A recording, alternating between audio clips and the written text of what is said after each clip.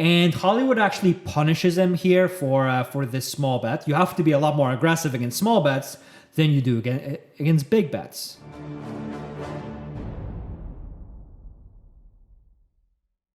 So 50 cents a dollar. And we've got an under the gun limper. I mean, the fact that this player doesn't have a full stack and he limped under the gun, he's probably not the strongest player. And so the stronger players are going to be preying on him. Most of the time here, I would actually raise or fold in Mingu's spot, but I do think you can have some limps here. You're getting a good price to enter the pot. You're guaranteed position. You're quite deep. So if you had a hand like, let's say, pocket fours, I think it's pretty reasonable to just limp in. If you had a hand like 8-6 suited, ace-4 suited, king, jack offsuit, I think all of those hands and more hands are reasonable ones to be limping in with. It really depends on how you perceive this under the gun player, who did just call a raise to 7 big blinds, right? So that doesn't really make a whole lot of sense with a 50 BB stack. If Mingu calls, I'd be quite confident in saying he's just trying to set mine. So he probably missed unless he has quad fours. If Pavel has and I assume Pavel is Polish, Russian, almost. If Pavel had something like pocket tens or jacks, he's very happy on a board like this because he knows a 4 is not going to get called pre-flop much. So unless one of the players has pocket nines, which is very unlikely as well, he should have the best hand virtually always. So he's happy to keep on betting. So he goes for a half pot bet here. Most people elect to bet a little bit smaller. And Borje folds. I don't think this really makes any sense by Mingu. I'm not sure why he would be shoving here. It's difficult to bluff like this, right? Are you really going to take your jack 10 suited and go to town? So if you have a hand like a 4, is your opponent really going to be calling with many worse hands, given that you're giving him such a terrible price? If you wanted to bluff raise, just make it like 25, right? So you actually have some room to play around on turns and rivers. Here, you're giving Pavel an easy way out. If he has a very strong hand, he's calling and you're in trouble. And if he doesn't have a strong hand, he just folds. And he gets to fold a lot given the fact that you're giving him such a bad price. So when Pavel Tan calls, he probably has a hand like pocket queens, I would imagine. And Mingu, I don't know, 9-7 suited. I'm just guessing here. Wow, okay. So Pavel has jacks, which is basically the same hand as queens, right? Just a good one pair over pair. And Mingu actually just shipped it here, which is pretty crazy. I would definitely take a note of this if this player were one of my opponents. I'd definitely note like just, huge raise all in air on the flop. Boom, boom, boom, boom, boom, boom, boom. So, and the exclamation marks mean, they mean I'm serious. So I can't fault Pavel for just calling here, right? As I said, a 4 is just quite an unlikely hand to have in Mingu's spot. But then again, he has ace-8 offsuit, so maybe he has ace-4 offsuit too. Maybe he has like 4 deuce suited, who knows?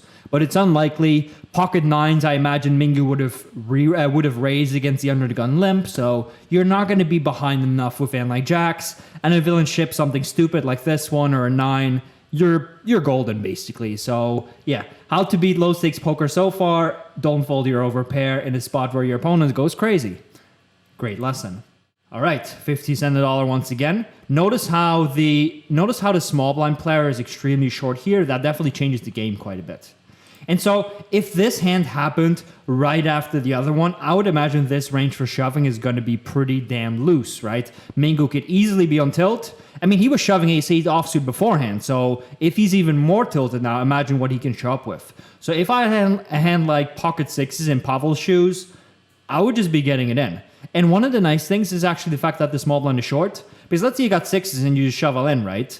If he somehow wakes up with aces, well, you lose 12 big blinds. That's not a big deal. If he wakes up with aces, you've got 100 big blinds, well, now you're in trouble. See? This is what I mean, right? So Borje, he's going to be calling it off much lighter. If Borje had a hand like pocket 9s, he's definitely just calling it off. Wow. Okay. This is a very good start to the stream. So Mingu value shoving against Borje, and Borje calling it off because he's got live cards against ace king. And Pavel takes it. So nice hand to everybody. This is a really creepy picture, but I like it. I've never done a coaching session on avatar games, but maybe we should. So we've got the cutoff open raising here. Again, he doesn't have a full stack. He raised to kind of an unorthodox sizing. So if I saw this, if this were my first hand and I were Mesquita, I would definitely assume that my cutoff opponent is a little bit weaker. And so I would expect Szilva to be attacking this cutoff player a little bit. A lot of recreational players tend to open too many hands. They don't call enough 3-bets. They tend to be a little bit too sticky post-flop. Very bittersweet flop, right? Because on the one hand, Szilva's going to have all of the sets, all of the straights, 2 pairs. He's going to have big flush draws and stuff like that with hands like kings plus heart. On the other hand, his opponent can have a lot of those hands himself. So let's see if he goes for a small bet strategy here.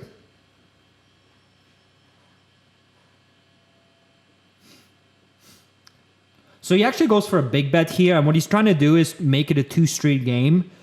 What I suspect is that this is just a bit of a vacuum play. He just thinks his opponent's not really going to fold, and so he has a very strong hand. I would be very surprised if Szilva folded to a shove here. I think he just has it clearly. Probably just has a hand like pocket jacks, and he's trying to get the money in. Or a hand like pocket aces, which is kind of the same thing, right? So, yeah, I don't think Szilva is just doing this with a hand like 8-7 of clubs very often to then fold to a small shove. And HN, you see the open raise is good, but you have to fold to this 3-bet because even when you flop like this, you're in trouble, right? When you call too many bad hands to a 3-bet, you're going to be in trouble. You're going to have dominated flush draws and dominated straight draws, and you'll get the money in pretty poorly. Even though versus top set, he didn't get it in quite that badly. He's got the royal flush draw, so even more outs. Ouch. No bueno. So a nice hand by Szilva. I mean, so this is clearly an exploitative play. This bet size on this flop does not happen, especially with this hand, right? So maybe it happens occasionally in a short stack spot. It doesn't happen with this hand. He's just thinking, well, I don't think my opponent's going to fold. He's quite aggro. Let him ship it in with something bad and I'll profit. So it's an excellent adjustment to his opponent here. So I actually like his play. Nice hand. So we see a 3x open raise on the button. I am not a fan of this sizing, to be honest. At higher stakes, I think it makes a little bit more sense, but I still do not like it. Now, if this guy, let's say, calls 6-deuce offsuit to a 3x raise and he just never folds any pair, go ahead and milk him, right? But in theory, at least, I'm not a big fan. 3-bet to 12 big blinds. I'll probably go even a little bit larger. And a call. 7-5-3 is a better board for Andre than it is for Vot. Let's call him Vot. So, because Andre is going to have 3s, 5s, and 7s a lot. Maybe 5-7 suited. Vot is not going to have those hands very often. Maybe a hand like 7s. But then again, if he has an overpair, his hand is not looking that bad, right? If you had a hand like jacks, how afraid are you? I mean, you're not loving this board, right? It's not like a jack high board, but it's not a terrible board for you. So if I had a hand like jacks, I'd be willing to put in some money. Let's see what happens here. So Andre actually goes for a small raise here. He's probably thinking that the big blind is over c-betting here, and by raising small, he can get some value and protection and get a lot of fold equity as well. And maybe he's bluffing with a hand like 10-9 of diamonds. So I actually don't mind this play. If you're going to raise, I think this sizing is actually pretty cool to raise. All right, call by Vot. King turn, I mean, I don't think Andre is going to be raising king high much. I don't think that Vot is going to be bet calling a hand like king, queen, or ace, king very much, so I don't think it matters too much. If there's somebody who can have kings, it's definitely going to be the big blind, though, not really the button player. Check, check. River is definitely ugly, and Andre is going to improve a bit more. So Vot can maybe have a flush draw. That now is a flush, or maybe he had a hand like 6-7 or 4-5, but he's going to be checking a lot here, right? And let's see if let's see what Andre does here. So actually, the big blind ends up shoving here. He's basically saying, hey, I have a hand like ace queen of clubs, or ace 5 of clubs, something like this. And I think you just have something like a 1-pair hand. I'm going to be applying a lot of pressure to your range. Wow. Okay. So Andre opened and called the 6s. Can't really blame him. And then he raised the flop, which is kind of like a very unorthodox, funky hand. It's okay, but it's not great. You're going to get shoved on quite a bit. And then, I don't know. Depending on the player, you'd have to call it off. In theory, you'd probably have to call it off, which is not fantastic given the fact that you have 2nd pair and the gut shot. And then on the river, can fault him for calling, I guess. But it's difficult to find a lot of bluffs in Vought's range, right? Given the fact that he can have a hand like 5-4 or a hand like clubs or a hand like pocket kings. And Vought ends up shipping here. It's okay. Definitely not as technical of a play as we've seen before, but a nice one nonetheless. MP open raises 2.5x. I prefer a little bit of a smaller sizing, but 2.5x is absolutely fine. This sizing I'm not too big of a fan of. Thing is, Andre hasn't put in any money yet, and he voluntarily now put in 12 big blinds, right? And he doesn't even have a full stack, so he's risking a lot to not win very much. So he's giving himself a terrible price here.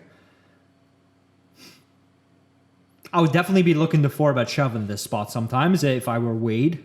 So let's see what Wade does. I hate this play by Wade. I don't think Wade should ever have any calls here, unless it's a very specific circumstance, right? Let's say Andre 3-bets 50% of the time and you have aces and he always folds to 4-bets. Yeah, sure, go ahead and call aces. But Wade should have no calling range here.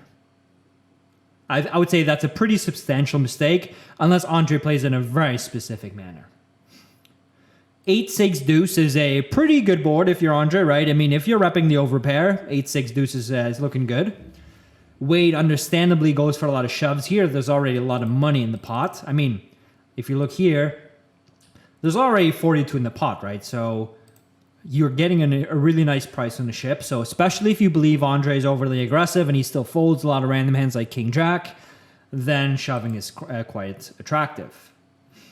Yeah, I'm not sure who's... So Andre's preflop sizing is really poor, but betting big and getting it in on the flop, you can't really blame him, right? So other than preflop, I think his play is great. Very easy play, but great. Wade's call preflop is really, really bad, but check shoving the flop is not the worst play. So, but guys, you can't just call 12 BB 3-bets out of position with 5 high. That's not how it works. Small blind open raises 3x, which is the sizing I implement as well, at 100 big blinds.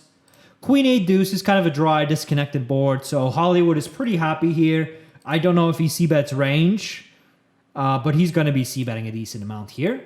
4 is not a bad card for him at all, so if he had a hand like King Queen, let's say, he's probably going to keep on betting. He'll probably even use an overbet sizing. Check, check, okay.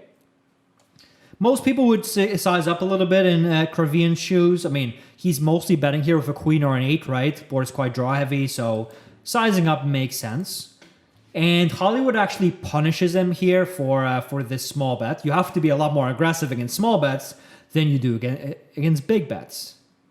5 should not really matter much. I mean, 6-3 is quite unlikely, right? So maybe Hollywood has a hand like ace-3 suited, but other than that, I mean, maybe like 6-7 of clubs or diamonds, but that's about it. So Hollywood is not really too concerned here.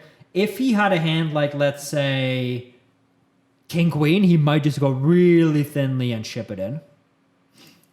Wow. Okay. So the ace-3 was more important than I thought. The open raise pre-flop is loose but okay. The c-bet on the flop is again loose but okay. And on turn, he's probably thinking when he check raises large, okay, I unblock a lot of hands like Jack-9 that I can get the fold.